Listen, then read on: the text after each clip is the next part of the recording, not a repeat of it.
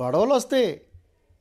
గొడవలు వచ్చినప్పుడు మందలించుకొని ఏం చేయాలి? ఒకరికొకరు అర్థం చేసుకొని మరలా ముందుకు సాగిపోవాలి. ప్రియులరా, మనిషిని చంపే అధికారము ప్రియులరా దేవుడు ఎవరికి ఇవ్వలేదు.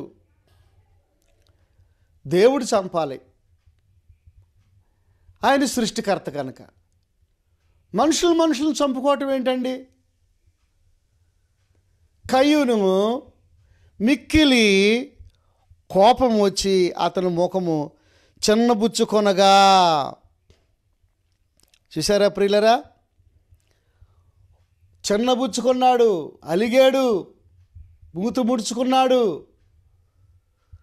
ప్రియులరా, చిన్న పొరపాటు వచ్చినప్పుడు దేవుడు మాట్లాడాడు.